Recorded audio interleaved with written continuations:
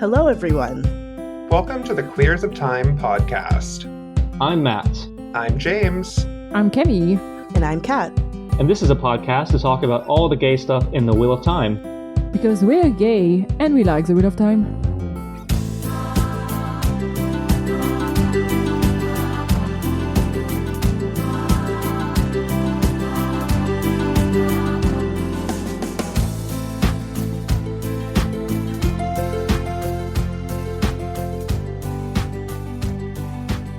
Before we begin today's Gay Boy episode, we want to give a shout out to our extreme venerator of soirée, Lurks.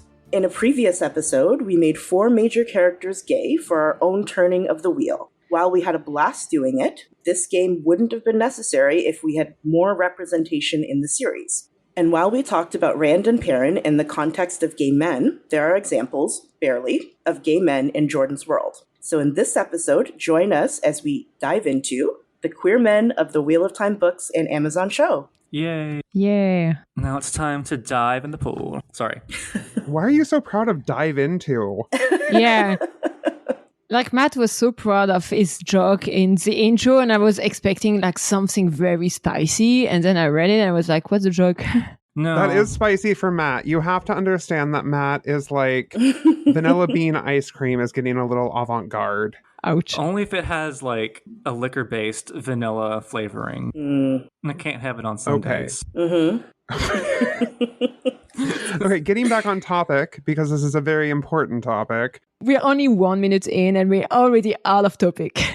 No, we can do this. Appropriate because gay men are the messiest.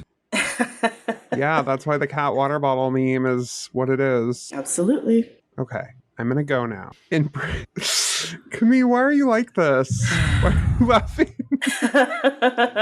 Camille is going to die. I don't even know why you're saying, why am I like this? I'm just trying not to laugh into the mic so that people don't hear me. I just want to say that it's very appropriate that the episode centered on queer men is appropriately just messy. An absolute shit show. Yeah. I love mess. Okay, let's start. Okay. In previous episodes, we've read some quotes about how the same relationships between men and women exist elsewhere in the Wheel of Time, and how they would be called something else depending on the country. Jordan has also said, I have gay and lesbian characters in my books, but the only time it has really come out in the open is with the Aes Sedai because I haven't been inside the heads of any other characters who are either gay or bi. So, in doing a little bit of research for this episode specifically, I found another quote from an interview on Theoryland in Australia from 1999. I'm just going to read a couple highlighted sections from the quote. Somebody asked me why I didn't have any gay characters in the books. I do, but that's not my bag to bring out the question of gender stereotypes and the whole 9 yards. It's not the point if they're gay or not gay, okay? And I'm like, I'm reading this and I'm like, it's not your bag to get out gender stereotypes. And yet the spankings. Yet. I love him so much. And yet. And yet. Yeah, it's not great. It's wonderfully hypocritical, slightly. It's just, I get that there's like, and actually I'm gonna go to the next thing that I have highlighted because this goes kind of into it. There wasn't much more that I could find on Theoryland specifically about gay men because it's all about pillow friends, but there is a footnote in there from Therese, who actually had my job at Jordan Con prior. She was the previous Wheel of Time track director, and she is super, super knowledgeable about the book. She's read all the notes. She has served on a million panels about it. She can tell you exactly what happened in a chapter if you just give her a small prompt. Her footnote says, RJ was in many ways very responsive to fan criticism, but he seemed to play the Eowyn in the way that he likes to make jokes out of granting our wishes. A good example, fans complained that the characters never had to use the privy while in point of view. RJ added a couple of references, including an If You Must Know from Tuon, and he even threw in urine tasting in Crossroads of Twilight. Skipping a little bit, he made passing mention of male homosexuality in a couple of later books, including New Spring, and while it wasn't quite a balance for his lesbians, it was an improvement. And then he later made it clear that, in general, writing about male sexuality was a squick for him. but he tended to be rather open and modern about his sexuality, and so the gender bias sticks out to many modern readers. Basically, what I'm getting from that, if people aren't familiar with the term squick, it is basically a gut reaction to something, and there's typically not a conscious prejudice behind it. It's just more, I find that disgusting for like visceral reasons. And that kind of rings true. Like, I can see how that's very, very accurate for RJ. I can see how it just wasn't his bag and he didn't want to write about it at all. So yeah, it really reads like he was just uncomfortable with male homosexuality, so he just avoided the subject. Yeah. Which, I mean, I can understand, especially considering when it was written, because we mentioned that a few times, but it was our idea of representation and what we want out of it has changed a lot in the past few decades. And at that time, saying that yes, there's gay characters, they're just not very present, and there's no homophobia was already kind of enough for a lot of people. So I can see why he wouldn't go beyond his own gut reaction and wouldn't like explore that anymore. Yeah. I totally thought you were going to say that you get where he was coming from because you also find male sexuality disgusting. No. But I mean, men, yes, but Men, yeah, for sure. Kidding. No. To each their own. To each their own, even if they're wrong. No, and we're going to touch on it a little bit. Well, I think it's actually the next section here, but one of the only references that Jordan himself put in, because the other two characters that were put in there are In a Memory of Light and from Brandon Sanderson, there's a reference to men who had no liking for women at all in New Spring. And from what I could find, that was the only instance of Jordan writing a line about gay men in the Wheel of Time. So we got 1, 2, 3, 4, 5, 6, 7, 8, 9, 9 words. Wow. Ooh. So that's representation, y'all. It is representation. Yeah, it was. And it was in a context where it's basically the new amenities that is firing all of the men from the tower. So it's not even it's not even positive representation. No. It's a discrimination claim. As HR, I would be very, very displeased to deal with this discrimination claim. I don't think Siren would have any standing at all, but what do I know? Matt, did you want to talk a little bit about one of our a whole two named gay male characters? We have a lot of ground to cover. This may take 5 or 6 episodes. I don't know. James, which one do you want? Do you want the general or the Ashige? I want the dramatic one. I want the second one. You want the Ashige? All right. I want Ashige. The Ashige. Yeah, so we have 2 characters, Bald here and the one that James will talk about. And Bald here is basically, he's the general of the armies of Kandor, which is pretty badass. He does help Lan in exposing the compulsion overlord Agomar, and he participates in the battle at Tarwin's Gap, and he's a military general, and overall, he's a real badass. But I don't know that I would count this as really representation. It's only mentioned in passing by Lan that Bald here prefers men over women. We don't get anything substantial, and we don't even get it from his own POV. Now, granted, and I think this is a good excuse, we're in the middle of the last battle here, and the last battle is not the time to explore characters' sexualities all that much. It's not? But still, yeah, it's not. But still, it's just, it makes me feel squicky, because it's just not really representation. So we do have, we have a quote about Bald here's coming out, which is from chapter 18 of A Memory of Light. And the chapter's title, To Feel Wasted. That's pretty apt. Very appropriate. It's very appropriate. Shockingly appropriate. So of him, Lan says, Bald here was not one of the great captains, but he was a fine commander, and he served Kandor well since his king's death. Many assumed that the king would marry him, but that, of course, was foolish because she looked at him as she would a brother. Quote, besides, anyone who paid attention would know that Baldheer clearly preferred men to women. What I'm getting from this is, and this is just my headcanon, is that Baldheer went into battle with the bitchingest stilettos and sequins. I mean, he was singing "I'm Coming Out," in Tarwin's Gap. I mean, just, the whole 9 yards. I mean, he was doing some twirls. Yep. Yeah. He was a loud and proud flamingo in the last battle. And that is, yes. You see how much we're reaching here? I want to go back and check the audio, but I'm pretty sure you said many assumed he would marry the king. Yes, I heard that too. Oh, assumed that the queen would marry. Okay. Sorry, the queen. I was like, wow, we are really reaching for that gay, aren't we? Those headcanons are firing. Those headcanons are firing on all cylinders. No, so Baldheer is one of our 2 named queer characters. Yeah, it's very much throwing a dog a bone. It's like, here, have this homo. I'll make him a homo for you. Now stop complaining. And I'm like, thanks. Please, sir, may I have some more? It's like, throw a gay a boner. Jeez. That will not be the title of the episode. Throw a gay a boner. I mean, maybe. I think it's a good one. I have to get 1 veto every 10 episodes or something. I swear to God. James, you know it's good, though. I do, but I hate you, so it's not going to happen. You love me, though. You really do. Not that much. Okay, so I'm going to talk about... Oh, go ahead. Interrupt the gay. No, I can ask that after. Very homophobic, to be honest. Oh, you're really hating men.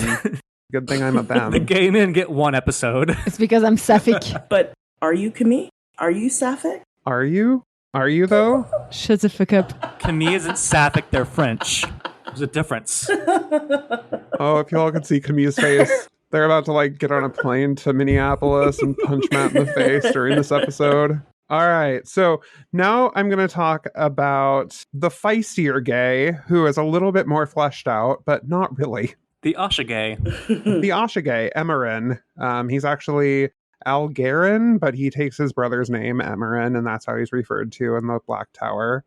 He is a gay Ashaman who battles alongside Pavara, Andrel, and the others in the last battle. Of the 2 gay men in the series, he does get more page time and is more fleshed out, but again, not by much. He's kind of, at best, a tertiary character, and we only get his sexuality in passing, and I will read a little bit of his coming out scene later. He is, in fact, a pretty cool character. He is actually one of the ones that is able to resist being turned by Tame, and honestly, if his sexuality was more highlighted, that would be a really, really good bit of representation for queer men.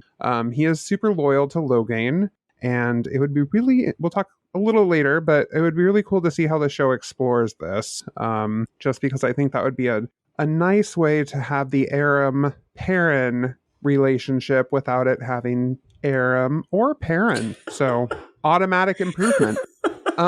He is also a little bit flirty with Andrel. I was finding and doing a little bit of this research. He admires Andrel quite a bit, which reading into it, I mean, I have to read deep into it, but it's there. Deeper and deeper.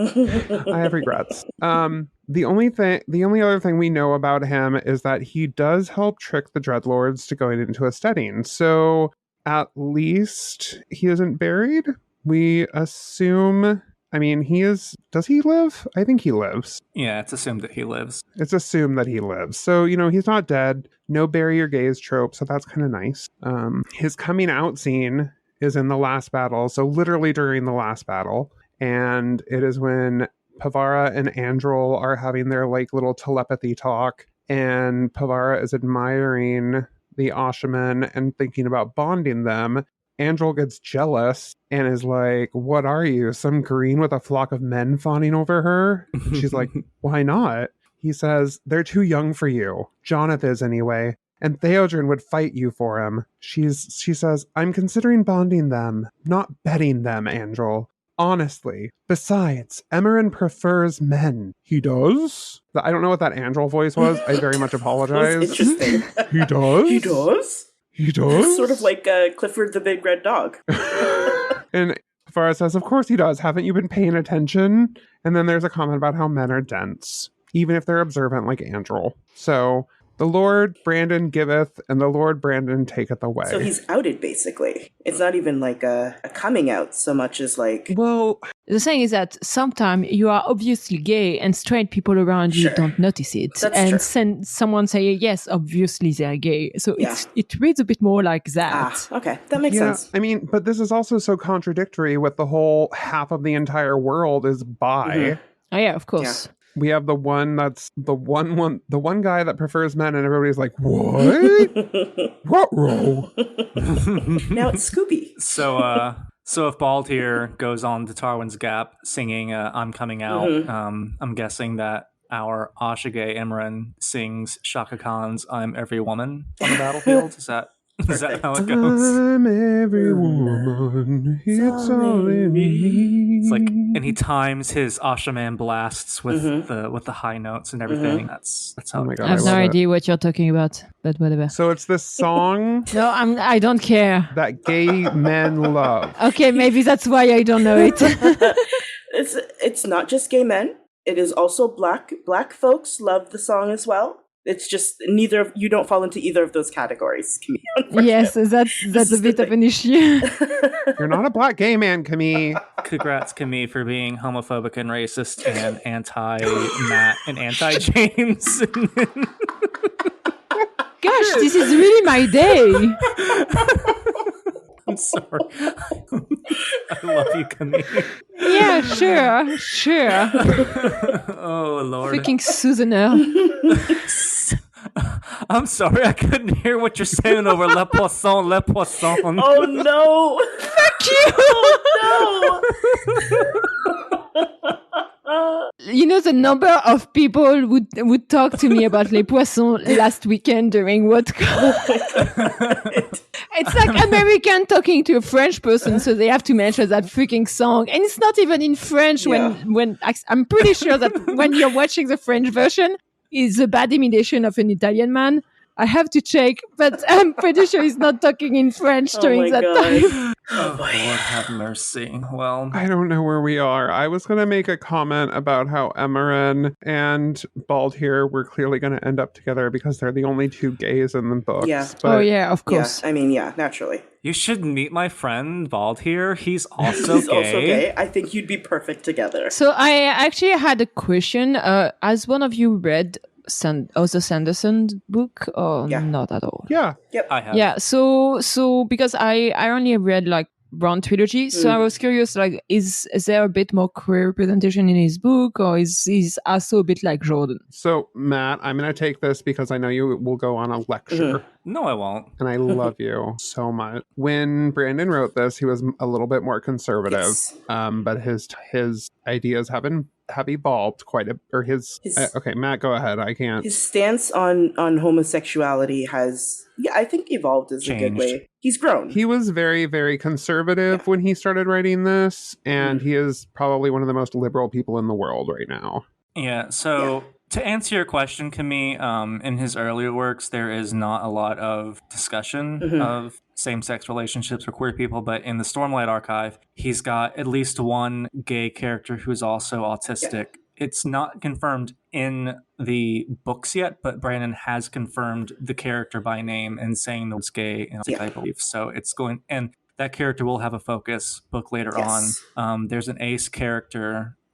So Brandon started off with a product of his Mormon upbringing and has since done a lot of learning and growing. So if you're looking for a series solely for queer representation and you had to pick between Wheel of Time and Stormlight Archive all the way. Easily. No, I'm sorry. I think Pillow Friends are better than one gay autistic character. I'm sorry. Okay. Renarin is my baby. I know. He's the best boy. I know. And again, I'm just saying you're biased, and that's okay. How am I biased? I mean, from what you describe, he has one gay character that is a bit of the token gay. No, he actually does have more than that. It's just the... Yeah, there's two. No, he has gotten a lot better. I mean, it isn't... Yeah. it's evolved quite a bit. Evolved. That's the word I was looking for earlier. Good job, James. That's good. Yeah, so Brandon Sanderson does have a lot of exampled named characters, and despite that, there are a lot of people who ship Kaladin and Adolin. Myself, actually, I don't care if you hate me. I'll fight you for it. Why would I hate you for that? I'm like, that's the very easy ship. Actually, I ship Kaladin and Adolin and Shallan all together. Yeah. So yeah, little polycool with Shallan being very good dynamic. a giant mess. Yeah. Just quick question, like Sun and Sun coming from a Mormon background. Oh yeah, no, Mormon polycules, that's fine, right? No, I don't remember. So polyamory is not encouraged in the Mormon church. That is very much like an offshoot and a myth to a degree. So, because at first, like we were saying, very conservative, so I was like, so that must have been complicated for him to write A Wheel of Time, because it does have, like, while it's not really open on the queer thing, it's kind of kinky somehow. Not to get into it, but also polyamory and bigamy are not the same thing. They're not the same thing. Yes. Yeah, I know. Yeah, no, but you're right. I mean, it's been ages since I've read the last half of the series, so I don't remember how much of a focus was on like Rand and Min and Avi and Elaine, but I would be interested to see. Did you forget her name? Who? Elaine? Which one? Elaine? I said Elaine, right? Did I say Elaine? No, it seemed like you paused for a second. You're like, Elaine? Yes. It probably.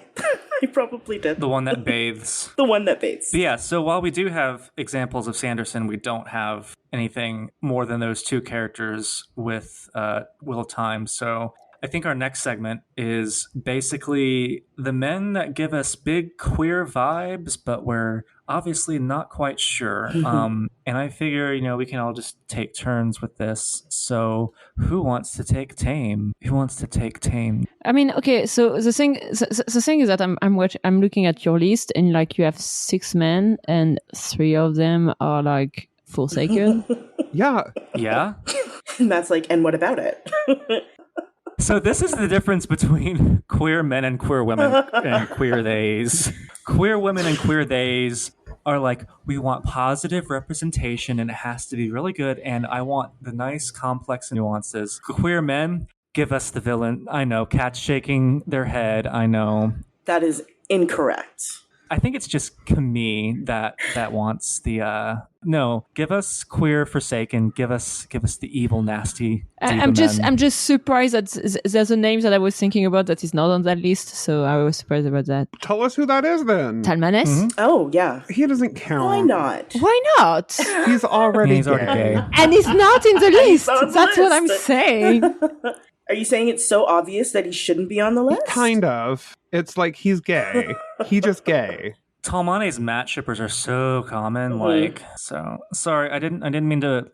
I was just joking with the queer theys and she's. I'm sorry, everybody. Don't cancel Matt. No please. one cares about you enough to cancel you. I'm just saying, I want Talmanes to have a crush on Matt, and to Matt to be absolutely obvious, and then for Talmanes to find a nice shaman. I would love that. Like Emerin. Yeah. Like Emerin. Yes. Talmanes and Emerin. Do you like that? Talmenerin. Talmanes. That's actually That's a good. nice ship name. Yeah, that's good. I like that. Yeah, so just to list off the 6 or 7, or the 6 that we have minus Talmanes, who's obviously gay. We have Taim, the dramatic, spiteful, petty gay. Matt, the disaster bi. Balthamel, the slut.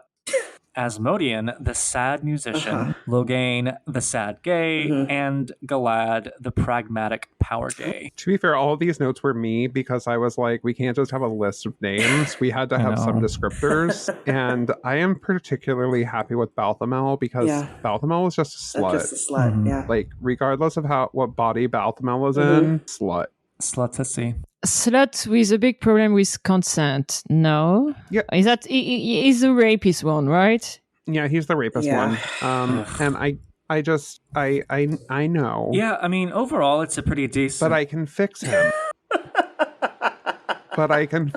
Camille. We really have an issue in this podcast. It's So this is the difference between James and I, or James and me, for you grammar purists out there. So James sees Balthamel and is like, I can fix him. I see Asmodean and I'm like, I can make him worse. I can make him more evil than he ever thought he could be. I can corrupt him. I can correct him. It's like Vecna with Stranger Things. Like, I don't want to fix him. Screw it. I want to make him worse. I mean, so you're gay Galad on Twitter. So tell us more about what you want to see from Galad in the show and his gayness. Yes, so I am Galad. Well, the Galad that counts on Twitter of Time. There's one who's like an incel, which is Also on brand for Galad, kind of. I don't know. There's 2 ways to read Galad. Anyways, so the biggest reason I think that Galad is gay is spoilers for, I believe it is A Knife of Dreams. He whoops some ass all because someone insulted his foster mommy. And there is hell hath no fury like a gay boy whose mama got scorned. So that's where I sort of got the idea from it. But also I ship Galad and Matt because they're so diametrically opposed as characters. It would just fit so well. Like, yeah, Rand and Matt is okay, but come on, Matt and Galad sparring in the White Tower. I mean, that is just fanfic fodder.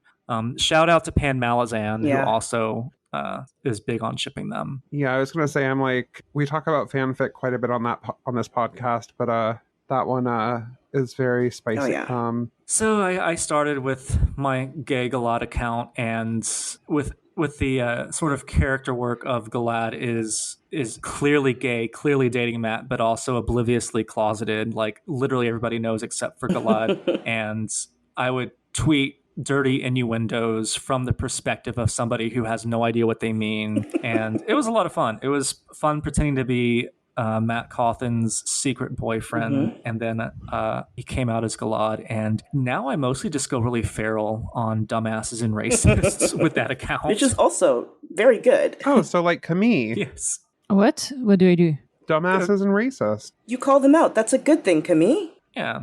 You can edit that one out. I'm sorry. No, he just called me a dumbass and a racist, right? I misunderstood. No.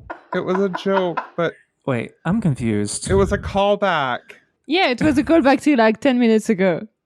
I'm going to edit that out because, no. Please do. I am so confused. So basically, I took it as like, oh, yeah, James is giving Camille a compliment. They're saying that Camille calls out the dumbasses and the racists. And then That's what I thought. That was not the case. Nope. So basically, the lesson is... You assumed good intention. Yeah, exactly. Don't assume good intent with me. It's called assuming positive intent, you guys. Y'all. So other characters include Asmodean, but we discussed Asmodean at length in the Make Them Gay episode. Matt the Disaster Buy is a perennial fodder for discussing gay men. Logain. Oh, Logain, you did mention that because in your make him wait. Yes. Oh, I did do that in the Make Him Gay. Yeah, Logain, Asmodean, Min, and Rand in their polycule. Yes. But yeah, I would love Logain too, because Logain. So typically in the TV show, Logain is set up to be an important character, and I think it would be a good important character, like gay important character, because there's like I don't want just like to have very tertiary character to be gay. No, I agree. Yeah. But yeah, Logain is definitely one that I would say to look out for as far as making him gay. I mostly just want to see gay Galad because I want to see literally the hottest man in the world. I want to see non-binary Galad. I was just going to say that. I would love to see non-binary Galad. I'm torn on, like, I'd be happy either way. I know a lot of people want non-binary Galad. A lot of people, I don't know anybody who really doesn't non-binary Galad. I want non-binary characters, whether it comes in the form of Galad or not. And the reason I think it might not is because the White Cloaks are pretty faithful adaptation, which means it's going to be cis men. And though, spoilers, though Galad does end up being a reforming force in the White Cloaks, I just don't think that they are there. And if Rafe chooses a non-binary actor or a non-binary Galad, it is what it is. I would just be very surprised with such a conservative, patriarchal type of organization having a non-binary person in its ranks. But maybe Galad comes out as non-binary later on. It could be part of Galad's journey. It's what, I hadn't thought of that. That's a really good point though, because I agree with you. I think the White Cloaks in the show are like they're a pretty faithful adaptation.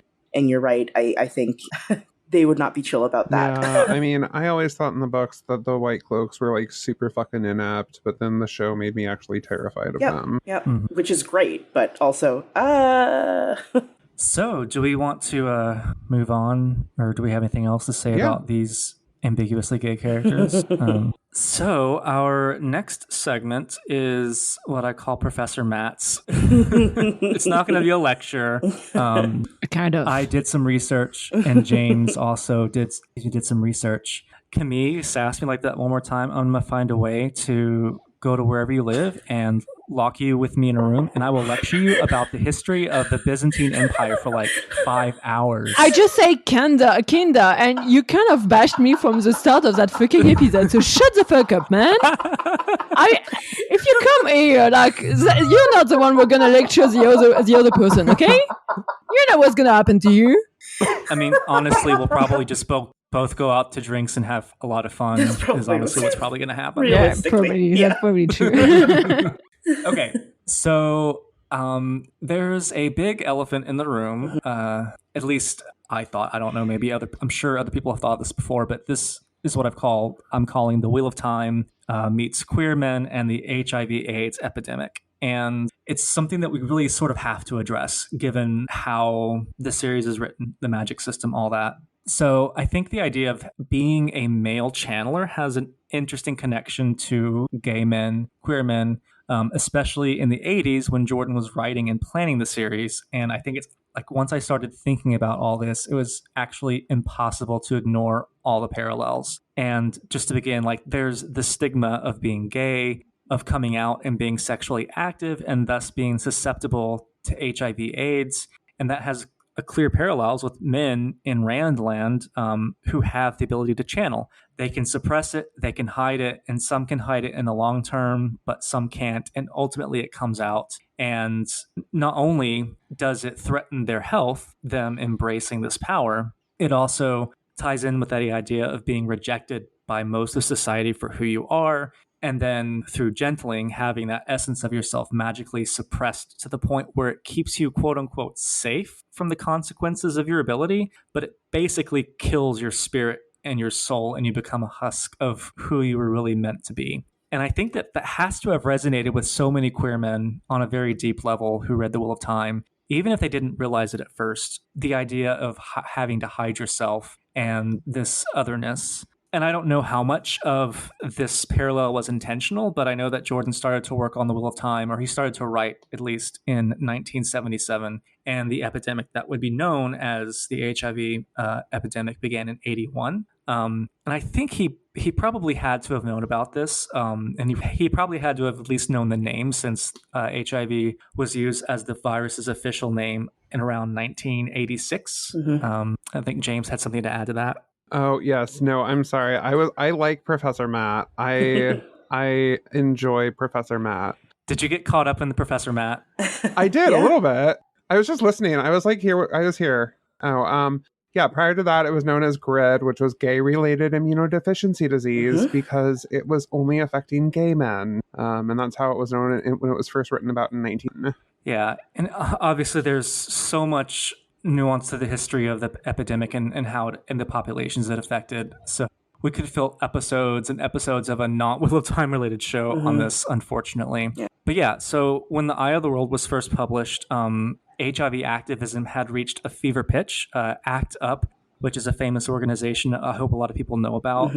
It was founded in 1987.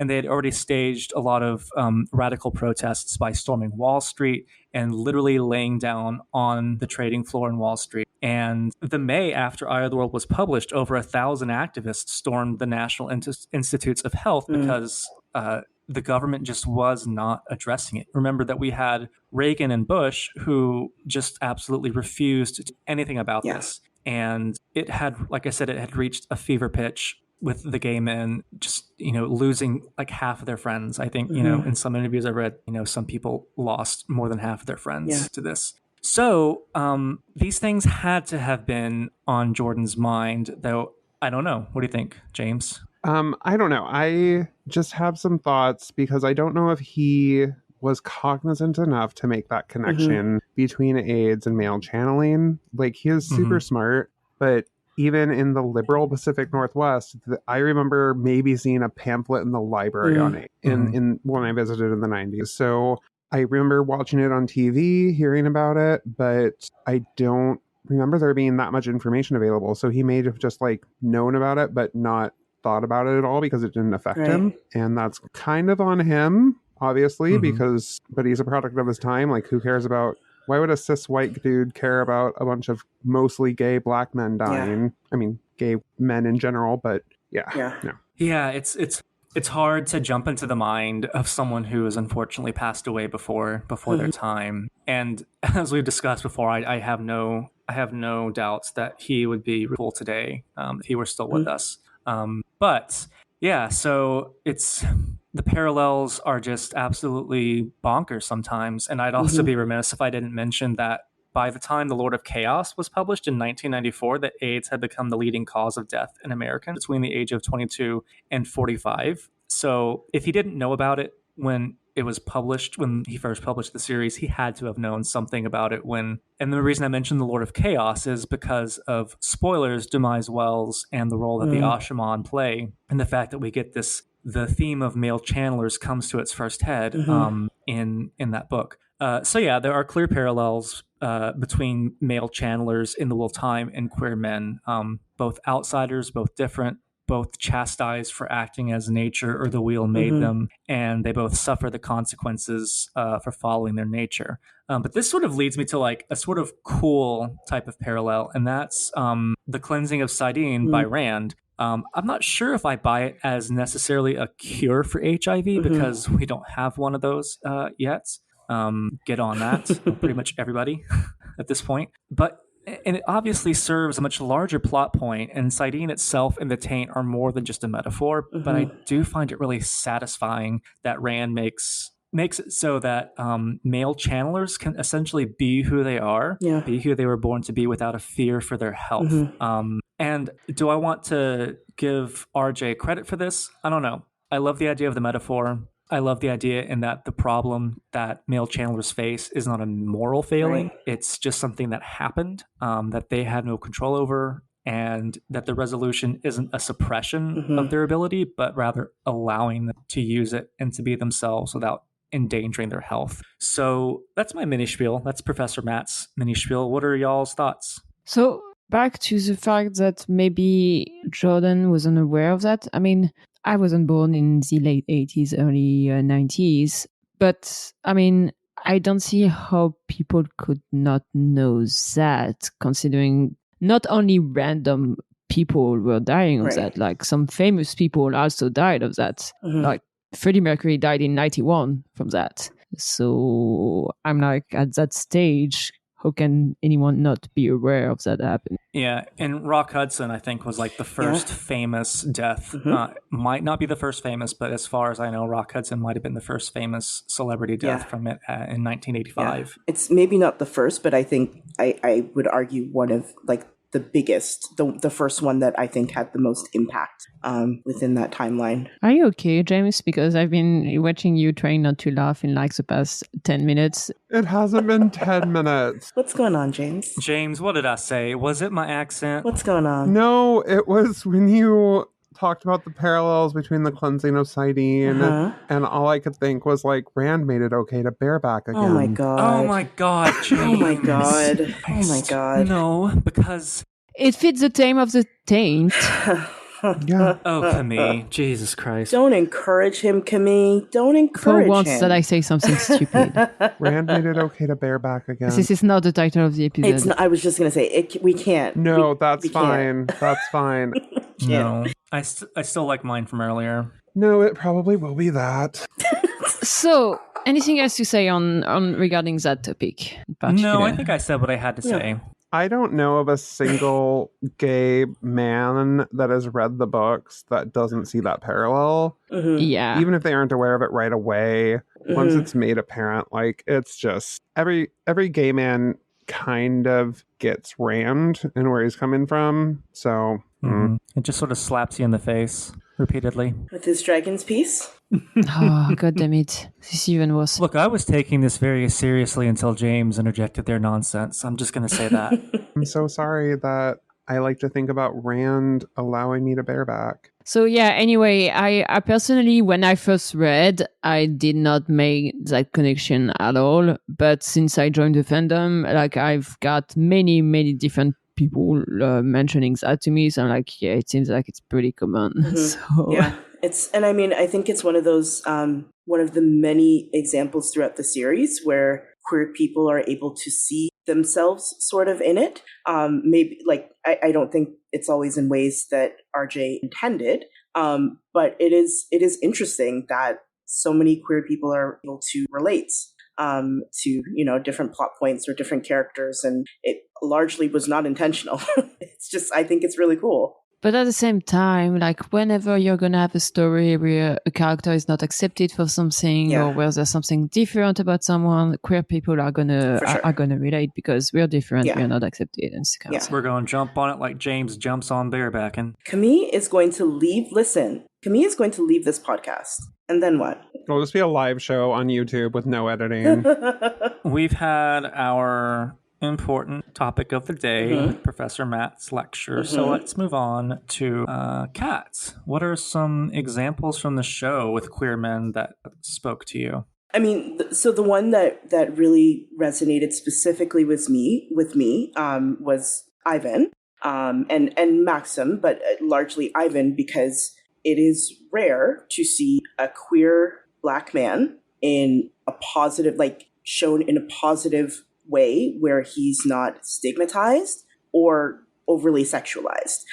Because with queer Black men, to an extent with queer Black women as well, but I think largely with queer Black men, it is a very real issue that happens in a lot of different genres, not just sci-fi and fantasy. So I was just really impressed to see Ivan and Maxim and Alana being their cute, cuddly selves and also being complete badasses, and them not being ostracized for their relationship, but like completely embraced. It's not even, it's not even a thing. Like people don't even, they are just them. And I'm really looking forward to seeing how the show continues to develop that. I think Rafe has mentioned that we're gonna get more into their whole relationship in season 2. And I'm really looking forward to that. And possibly even, I hope they flesh out the characters of both Ivan and Max. I think it's a really cool opportunity that they have here. Because again, it's rare that you get a really good positive representation of a queer Black man. And that was something that really, it genuinely touched me. See it on screen. And they were cute. They were. They were so cute. So cute. Oh, God. Yeah. I do want to see more, but I'm very happy. I'm happy with the quality of what we got. Absolutely. And quantity, there's room for improvement. But if future queer characters are anything like Moraine and Swan and Yvonne and Maxim, I think the show's and I think the queer audiences are in very good hands. Yeah. And I know it's going to upset the the haters of the show. We don't care about them. Haters gonna hate. I don't want to spend the negative energy on them, but I do derive a pleasure from the fact that they are not going to be watching this show and enjoy as they're bigoted and hateful and small, and they deserve nothing. Can die mad about it. So do we have anything else regarding gay men? I do have a game. I have a surprise game. No, I was mentioning about the show. Like, is there anything else we want to add about the show or like hope about the show? James is so excited about this game. I am very excited to see what you prepared for us. But is there anything else we want to talk about? Oh, make Logain gay. I was going to say. Yeah. Logain does not have a relationship in the books. He does. At the end, right? Oh, he does? Yeah. He bond a few Aes Sedai and there's stuff happening. But like, yeah, they fuck. Yeah, they fuck. So it's sexual relationship, at least. Yeah. Well, clearly, clearly it had a huge impact on me because Robert Jordan writes the best romances ever. But... Yeah, that's exactly my point. It has literally no impact and can be removed and forgotten. And also, if I remember, the consent with those relationships is dubious, to say the least. Right. Yeah. So we can get rid of that. Very dubious. Yeah. Especially because like in the bondings that like they do with the Aes Sedai, there's kind of a compulsion things going on also. And it's super gross. Yep. We don't need that, Rafe. So how about the game? Yes. The game is inspired by something that was in our Discord earlier today, and Matt actually alluded to it a little bit earlier. It's a two-parter. One part of it is for Kat, and it is called I Can Fix Her.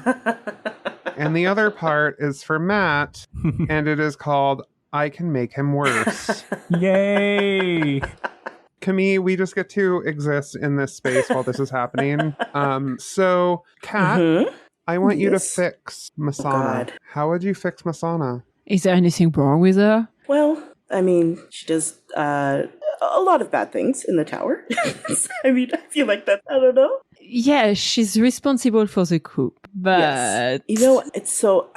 How would I fix Masana? With a strap on. Damn it. Oh, god damn it, Matt. Sorry. Why is it that whenever I say things, I get shunned, and then... Because I'm a precious dewdrop jewel, Magnolia. You're a piece of shit is what you are. So right now they're just giving you distractions, so you don't have to answer it, but you do need to find an answer. I need to find an answer. Okay. Masana, she likes power, and I know that all the Forsaken do, but she's all about pulling those strings and making sure like everyone sort of dances. And so I would find, we just mentioned distraction. I would find a way to distract.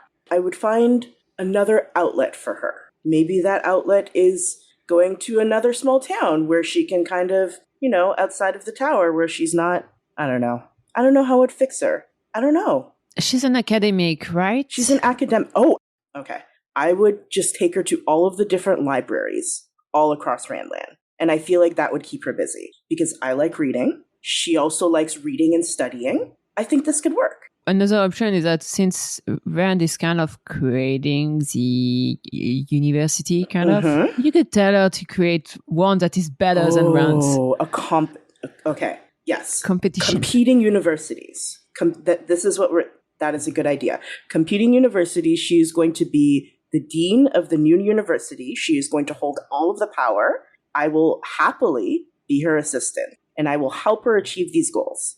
I think that would make her happy. I could fix her. I could fix Masana. I think I could fix her. Funnily, I feel like Misana is one of the Forsaken that, to me, appears to have the less personality. Because we know she's in the tower for a long time, but we don't really get into her head for a long time either. Yeah. I don't know enough about her to get into her mind. Yeah. It's different from like Grendel or Megadian. I always admired Masana because she played the long game, and she was very into like playing it smart, and I liked that about her. Yeah, I would help her set up a new brilliant university. She would be the dean. I would be her assistant. It would be amazing. Matt, are you excited? I am. Okay. I purposely chose something that was so evil that I want to know how you would make it worse. Is it Shadar Hadron or whatever his name is? No, it's Mashadar. Mashadar. I want to know how you would make not Machin Shin, because I know what you would do with that.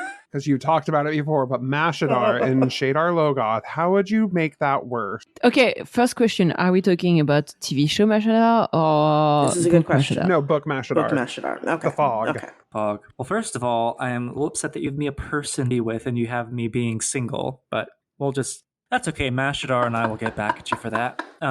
So currently Mashadar just sort of drifts and it's sort of not sentient. What I would do is I would look in the depths of the Shadar Logoth library for any spells, any weaves I could that would allow me to infuse Mashadar with sentience and with the ability to move quicker and faster and the ability to actually leave the boundaries of Shadar Logoth. Because what I would do is I would set up an empire in the West that would consume every forest, every plain, every river, every town, every harbor with fog that just utterly strips life of its essence. And I would help Meshadar do that by essentially giving it sentience and guiding it. Good Lord. I would bind my soul with Mashadar, and wherever I would go, it would follow. And once I conquer the Western territories and destroy the San-Chan Empire,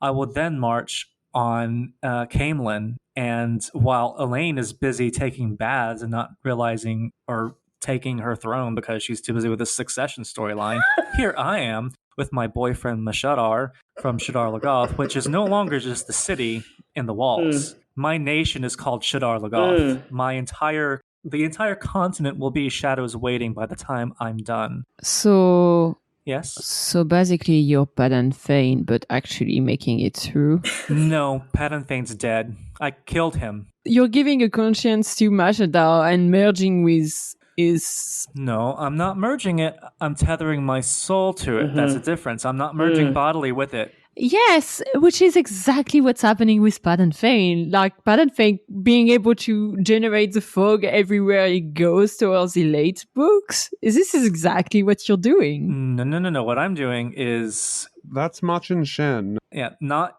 Anyways, the faces that y'all were giving me when I was talking about my conquest of the Westlands, and we haven't even gotten to the Aiel Waste yet. Oh, God. You're going there, too? No, I love it. I wasn't sure if you were going to do well in that, but I should not have doubted you. That's impressive, I Matt. write spooky things. Yeah, you do. I know. And I would plunge Randland into a 10,000-year era of nihilistic darkness, and those who are left alive, which would be very few, would worship the abominable name of Shadar Logoth and Mashadar. And we would rule probably from, I don't know, not Tyr. I mean, Tyr would just be obliterated because I don't like much. I like Camelin. It's, the weather's nice. So Mashadar and I will, we'll set up in Camelin and spread the influence. And then we'll devour the Blight itself. And the Dark One himself will bow and worship our name, or else be cast into the infernal abyss. Wow. So, are you sure you haven't thought about this before? I haven't, no. It's part of the thing. That's part of being a writer. You've got to just come up with stuff on the fly. Yeah. There was one sci-fi writer named Harlan Ellison who someone was like, "You don't write stories on the fly, or you can't do that." And he's like, "Try me. Give me a prompt." So the guy gave him a prompt, and he wrote one of his best short stories, like literally in a storefront on a typewriter, while people watched him write it. Wow. And I think he finished in like an hour. So impressive. Thank you, James, for giving me my dream wedding. Yeah, I'm sorry you ended up single, but you seem to have a really good time with it. Yeah. So I think you figured it out. I did. Yeah. Anything else? I'd find a hot man and get Mashadar to possess him and give Mashadar a body there. Oh, I see. Oh, you would make a Shaidar Haran. I would, but sexy. Is Shaidar Haran not sexy enough for you? What's your problem with Shaidar Haran? Have you seen that mouth? Anyway, thank you so much for listening to this episode of the Queers of Time podcast. If you liked our show, please give us a review on Apple Podcast. You can also follow us on Twitter, Instagram, and TikTok at Queers of Time. And you can join our Discord server. If you're able, we would love to have your support through Patreon. We've got a lot of nice benefits there, and this helps us cover the cost of producing the podcast. So thank you. Thank you. Thank you for putting up with us. Thank you all for listening. This was Queers of Time, a Wheel of Time podcast. The music is Dance of the Witches by Julius H.